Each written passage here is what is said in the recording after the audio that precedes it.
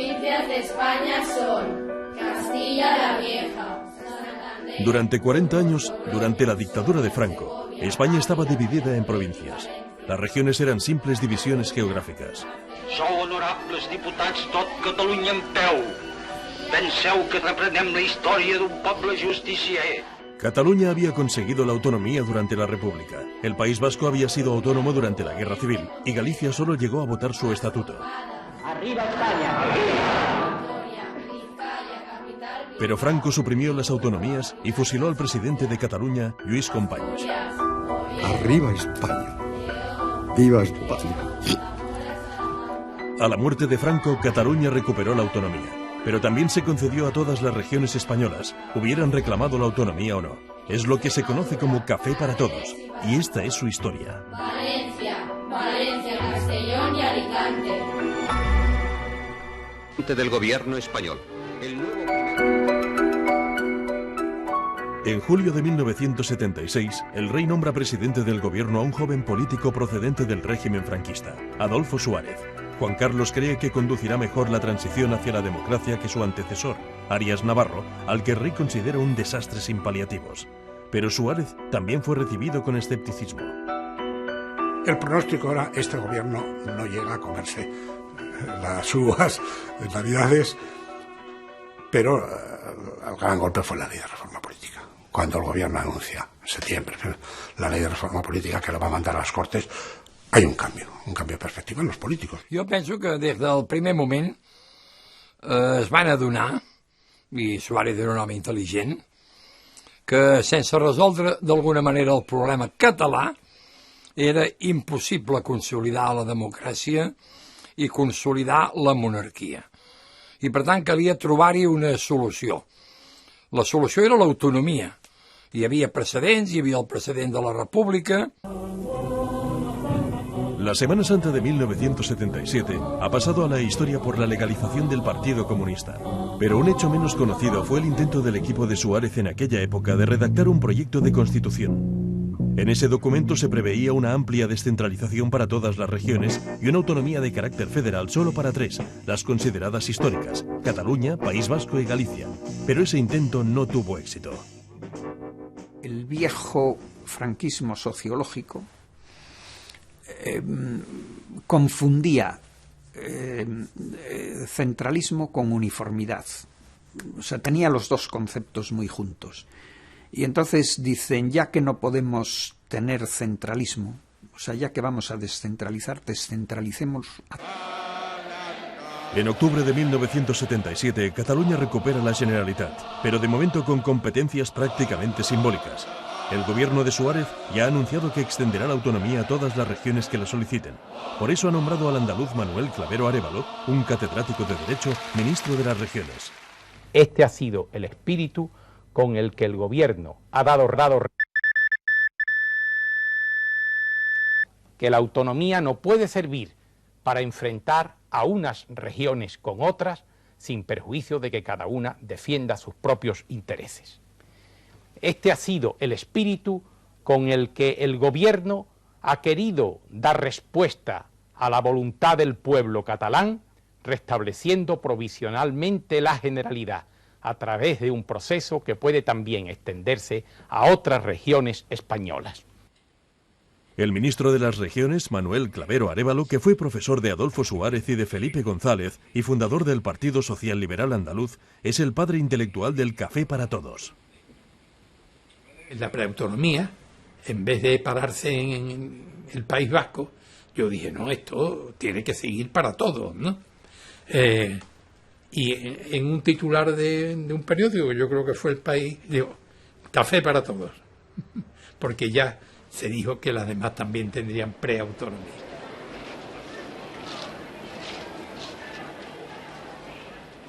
A partir del retorno de Tarradella se desata entre los políticos de toda España la pasión por pedir la autonomía para sus regiones.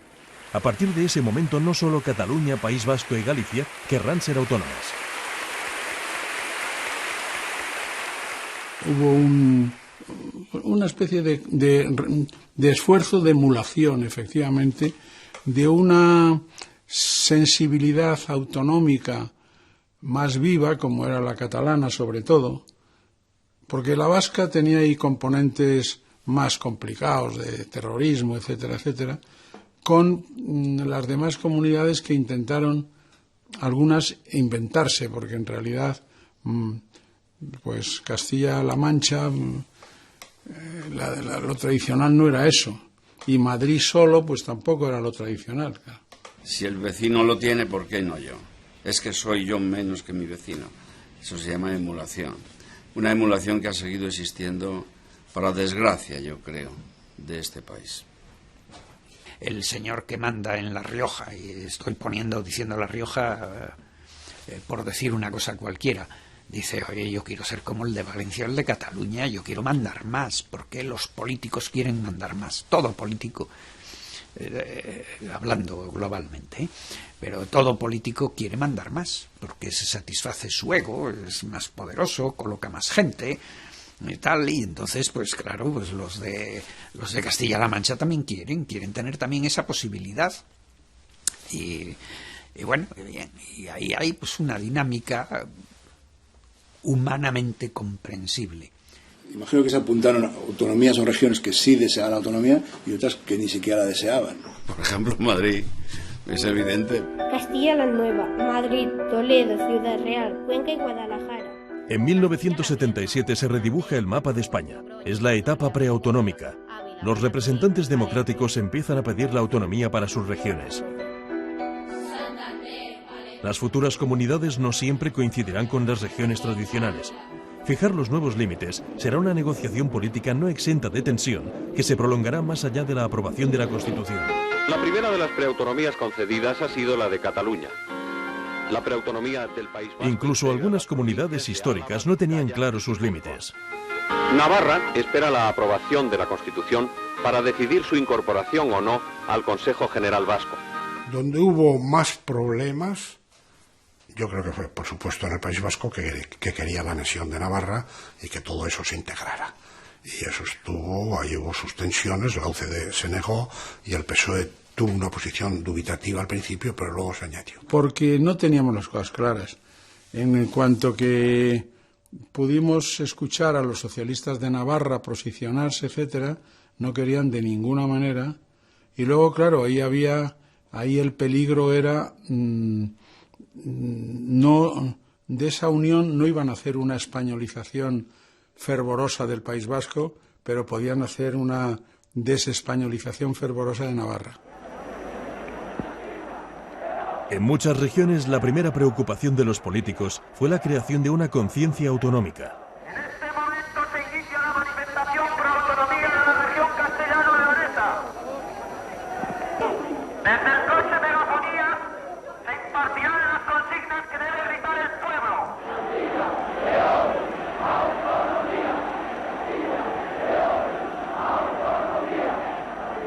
¿Qué es la autonomía? No entiendo nada. Tampoco, hijo, ser mayor y no sabemos nada, hijo. Gracias. ¿Qué es la autonomía? Pues es la forma de la liberación de las regiones. Pues la autonomía, pues no ser uno más que otro, sino todo es lo mismo. Que no haya ningún privilegio para nadie. Pues yo no entiendo de esto, nada más que soy una burgalesa y quiero acompañar. ¿Y por qué está en la manifestación? Pues no lo sé. Yo no entiendo nada. No ve que pasando de 68 años ya.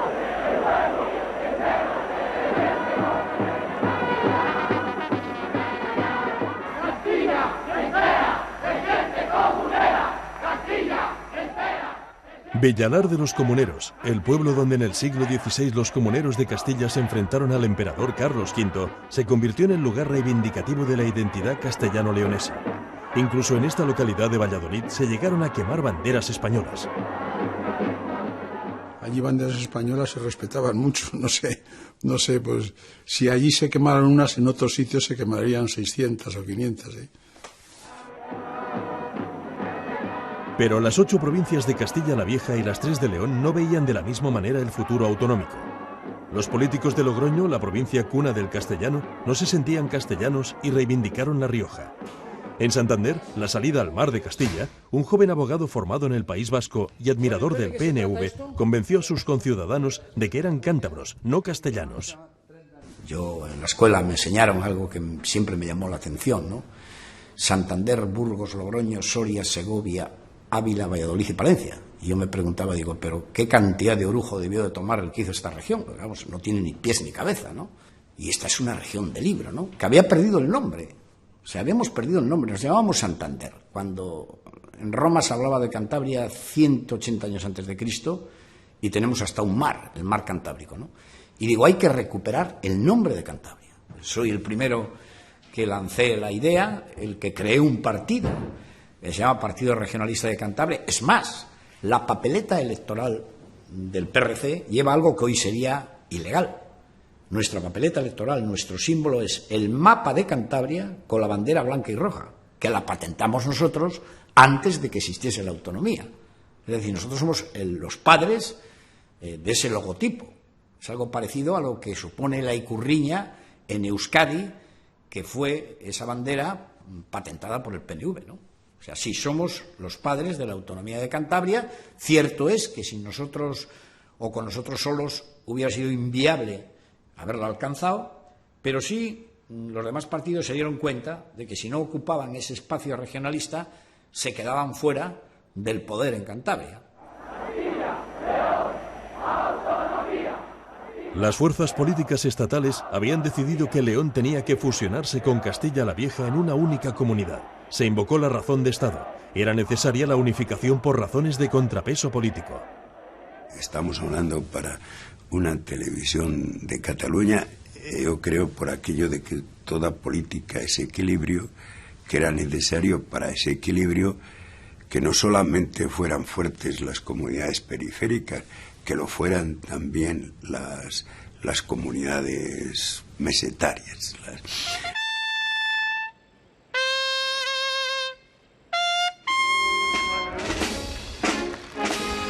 Esperanza Aguirre, presidenta de la Comunidad de Madrid, pasa revista a las tropas que le rinden honores. Es la celebración del Día de la Comunidad, el pasado 2 de mayo. Madrid fue la última comunidad en acceder a la autonomía. La realidad es que no estaba previsto.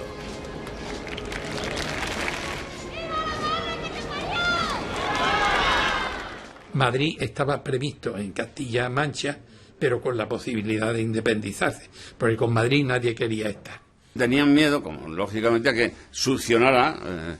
Primero, Madrid tiene más habitantes que creo que las dos juntas. Entonces, económicamente lo succionara, etcétera, etcétera. Tenían miedo a eso, al microcentralismo.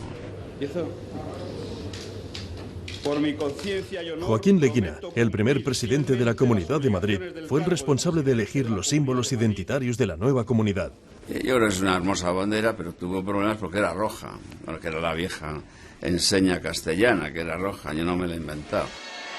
Ha tingut lloc aquest migdia l'acte d'hissar per primer cop la bandera d'aquesta comunitat. La nova ensenya s'ha hagut de dissenyar amb urgència per omplir el corresponent buit històric. Y las 7 estrellas, como tenían 5 puntas, le montaron un número. Esta gente del Partido Popular. Y luego del himno ni hablamos, ¿no? Yo estaba en el medio, giraban las otras en corro, y yo era el centro, ya el corro se rompe.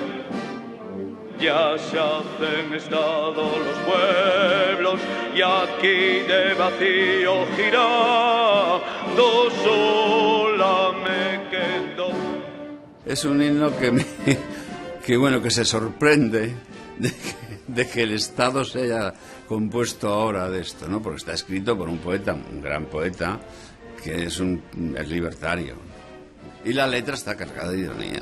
Pero hombre, pues claro, ¿cómo no acogerse a la ironía en el siglo XXI? Es un himno irónico. De Madrid al cielo.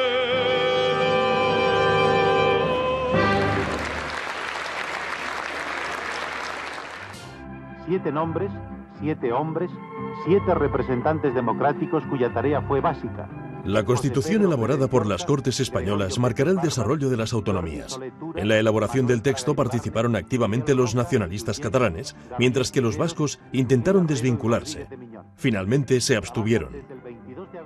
ellos no querían reconocer que estaban ahí metidos. Y me acuerdo que una noche que estábamos precisamente en mi despacho de abogado en la calle Conde de Siquena, ya nos habían descubierto dónde estábamos los periodistas, y entonces me dijo a mí Arzayuz, me dijo, oye, yo es que no quiero que me vean. Digo, chicos, aquí no tenemos camas, pero mira, y este sillón, y se quedó en un sillón toda la noche. Creo que salió a las 7 de la mañana, sorprendiendo a una feligresa de vecina que iba a la Santa Misa de las 7 a la iglesia de Santa Bárbara, y yo creo que llegó a pensar que podía ser hasta un violador y todo. Se trataba de aprobar o no la nueva Constitución elaborada por las Cortes. En el documento nacional de identidad de don Juan Carlos figura como profesión la de administración pública y en el de doña Sofía un sencillo sus labores. La Constitución aprobada en 1978 preveía, en principio, 2 vías de acceso a las autonomías. Una rápida para las históricas, Cataluña, País Vasco y Galicia, y otra más lenta para el resto, con un periodo de 5 años para llegar a la autonomía plena. Pero no todo el mundo estaba de acuerdo en este acceso lento y se creó otra vía, la del artículo 151. Yo a eso me opuse bastante, incluso siendo ministro de las regiones, que estaba elaborándose la Constitución, y obtuve de Adolfo Suárez que hubiera comunidades que, si se sometían a un procedimiento muy duro y rígido, distinto de las históricas, pudieran tener desde el principio, pudieran tener una autonomía tan fuerte como las históricas. Conseguí el 151. Lo redactamos una tarde en mi casa de Madrid, Miguel Herrero de Miñón y yo. Paralelamente a la Constitución, los parlamentarios catalanes, como los vascos y los gallegos, redactaron el Estatuto de Autonomía. Vascos y navarros conseguirían el concierto económico. Pero en el caso catalán, la propuesta de concierto económico ni siquiera llegó a Madrid. El concert econòmic, a Sau, a la Comissió dels 20, només el va demanar el senyor Macià Lavedra, representant de Convergència Democràtica de Catalunya, davant d'una negativa total de tots els altres partits, encapçalats pel senyor Eduardo Martín del PSC, i tots els altres partits. Una vez aprobados los estatutos de autonomía de Cataluña y País Vasco, el gobierno de Suárez se planteó frenar el proceso autonòmic. Quan vam aprovar la matinada del dia 7 o així d'agost, devia ser la matinada del 7 d'agost més o menys, o el 8, allà a la Moncloa, a l'Estatut d'Autonomia de l'any 79, el Pérez de Llorca, que era el que dirigia la representació del govern, ens va dir: escoltin, hem fet l'Estatut Basc i l'Estatut Català. S'ha acabat, ja no n'hi ha cap més d'Estatut. I llavors, dirigint-se a Joan Reventós, li diu: ja he parlat amb els socialistes i vostè ja ho sap, que ara no farem cap més d'Estatut. Felipe González yo creo que pensó al inicio, y Guerra, sobre todo Guerra, que es con quien más se ha hablado de este asunto, que las autonomías debían de haberse reducido a 2. Las que, en fin, las más consolidadas, las históricas, pero 2. El País Vasco y Cataluña. Pero claro, luego le surgen dentro de su propia familia, concretamente en Andalucía, todo un movimiento autonomista, emulador, anticatalán, porque hay que decirlo todo bien claro, y muy fuerte. El PSOE andaluz, encabezado por el presidente de la Junta Preautonómica, Rafael Escuredo, decidió reclamar el acceso a la autonomía por la vía rápida, la del artículo 151, la que había propulsado el ministro andaluz Clavero Arévalo. Yo recuerdo que yo hablé y hizo fortuna la frase que decía: no queremos ser más que nadie, pero tampoco menos. Lo que estaba en juego al final era si se iba a construir un Estado autonómico con un norte políticamente fuerte, con una dosis de autogobierno políticas y económicamente fuerte, y el resto, ¿no?, pues quedaría desvertebrado, ¿no?, de la España invertebrada que habla Ortega. Vale, ¿qué le ha pasado a usted en el ojo, señora? Por poner la bandera de la autonomía, ¿no? ¿Y qué ha pasado? Porque me he herido. Me he caído. Andalucía nuestra. Conseguir la autonomía por la vía rápida implicaba la celebración de un referéndum en Andalucía. Cada provincia tenía que pronunciarse por mayoría absoluta a favor de este acceso rápido. Pero el gobierno de Suárez no quería que se celebrara el referéndum.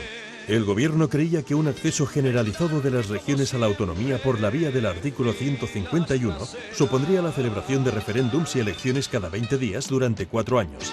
El gobierno quería la vía lenta y el ministro Clavero Arévalo dimitió. Yo le pedí audiencia a Suárez y dimití. Él me dijo entonces que él quería quitarme de la campaña aquí. Y me dijo, se te puede nombrar embajador en algún sitio. Y dije, no, yo ahora tengo que estar en Andalucía, te lo agradezco mucho, pero yo tengo que seguir en Andalucía. Pero el referéndum tuvo que celebrarse. El gobierno de Suárez pidió la abstención o el voto en blanco y puso todos los impedimentos posibles. Se les plantea el siguiente interrogante. ¿Da usted su acuerdo a la ratificación de la iniciativa prevista en el artículo 151 de la Constitución a efectos de su tramitación por el procedimiento establecido en dicho artículo?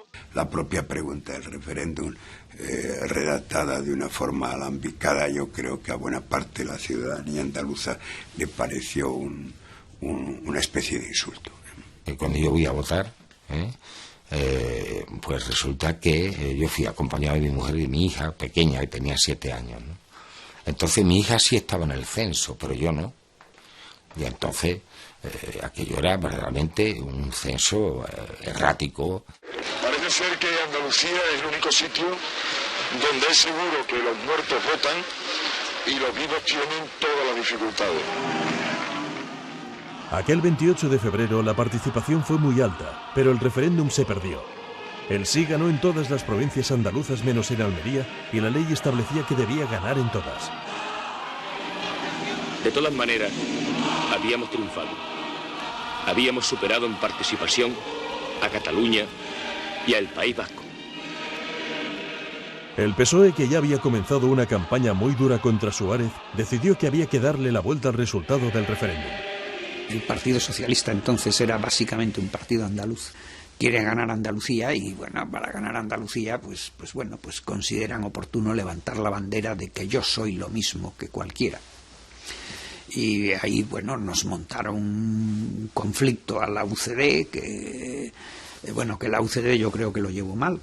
Yo creo que la UCD por al final ceder para no perder las elecciones, acabó perdiendo 40 años las elecciones. O sea que...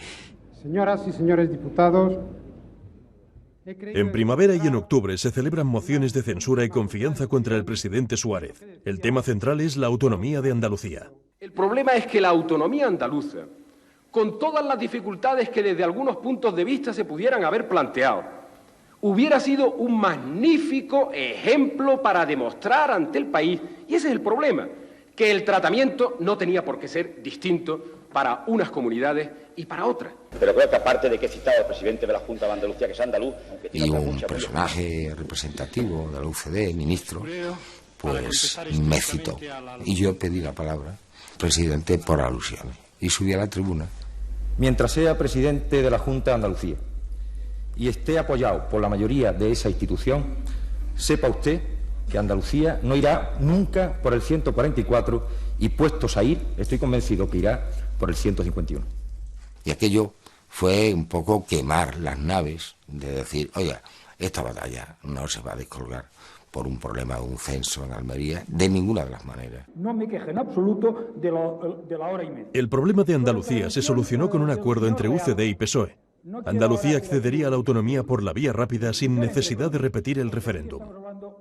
Adolfo Suárez se rindió, por así decir, y le dijo a Felipe que el referéndum en Almería ya era una tontería hacerlo, que con una fórmula en la que los diputados y senadores de Almería pidieran todo el 151, se hacían 2 leyes que quedaba...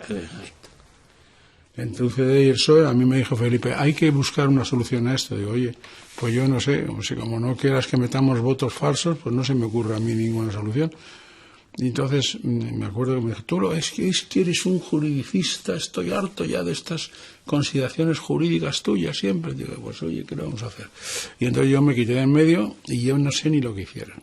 Tothom va estar d'acord en dir, escolta, deixem-ho córrer, fem veure, tapem-nos els ulls, Almeria també ha guanyat, però si no, quin problema que tindrem, etc. ¿no? Y aquello fue un apaño, un arreglo político y una ley orgánica y lo aprobó el Congreso, el Parlamento y punto.